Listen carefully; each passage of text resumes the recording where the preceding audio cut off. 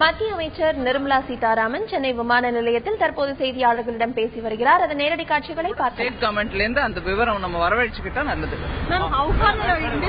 தமிழ்நாட்டில் வந்து தொழில் வளர்ச்சி வந்து எந்த அளவுக்கு இருக்கு? எந்த அளவுக்கு இருக்குன்னா நிறைய தொழில் நல்லா நடந்துட்டு இருந்த நிலையில அந்த வெள்ளம் வந்தது. அதனால பர்டிகுலர்லி சிறு தொழில் நிறைய பாதிக்கப்பட்டிருக்கு.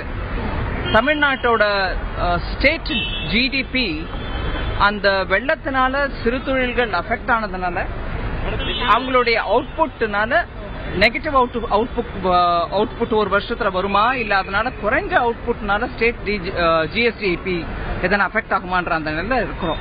அதோட பிகர்ஸ் வந்த பிறகு தெரியும். கடந்த பாராளுமன்ற தேர்தலில் வந்து பாஜக மிகப்பெரிய அவங்க கேக்குறாங்க, ஒரு பெண் கேக்குறாங்க.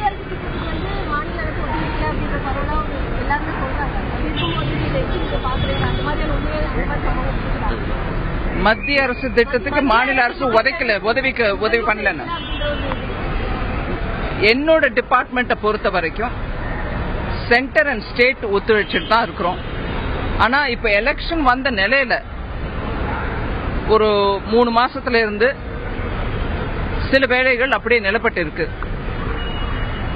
அது ப்ரோக்ரஸ் ஆகணும்னா எலெக்ஷன் ஆன பிறகுதான் ப்ரோக்ரஸ் ஆக முடியும். டெஃபினெட்லி அதனாலதான் இன்வெஸ்டர்ஸ் மீட் நடந்துச்சு.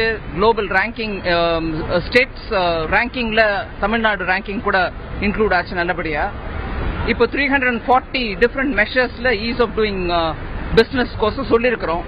அதுல கூட ஆக்ஷன் எடுக்கணும். ஆனா இப்ப எலெக்ஷன் வந்திருக்கிறதுனால ஸ்டேட் கவர்மெண்ட் எவ்வளவு தூரம் ப்ரோக்ரஸ் ஆயிருக்காங்கிற அந்த இன்ஃபர்மேஷன் என் கையில இல்ல.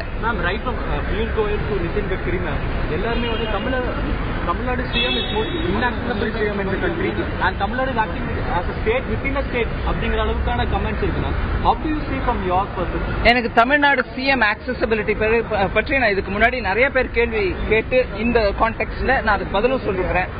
டெல்லியில அவங்கள பாக்கிறதுக்கு நான் கேட்ட போது எனக்கு வாய்ப்பு கிடைச்சது. அதனால என்னுடைய அனுபவத்தை வச்சுட்டு நான் வந்து இன்ஆக்சஸபிள் சொல்ல முடியாது. கடந்த 4 மிகப்பெரிய அளவில் கூட்டணி அமைச்சிங்க அப்படியே ஒரு வெற்றி ஒரு தொகுதி தான் பெற முடியும். இந்த கேள்வியில உங்களுக்கு தமிழ்நாடு பாஜக உங்களுக்கு பதில் சொல்லியிருக்கோம். பிஜேபி ஸ்டேட் பார்ட்டி உங்களுக்கு நிறைய பதில் சொல்லியிருக்கோம். தமிழ்நாட்டுல வந்து பாஜக வந்து சில தொகுதிகள் மட்டுமே வெற்றி பெறும் அப்படின்னு சொல்லிட்டு சுப்பிரமணிய சுவாமி கமெண்ட் கொடுத்திருக்காரு. சோ இந்த மோடி அலை வந்து தமிழகத்துல இந்த சட்டமன்ற தேர்தலில் வந்து எந்த அளவுக்கு தாக்கத்தை ஏற்படுத்தும் நினைக்கிறேன்?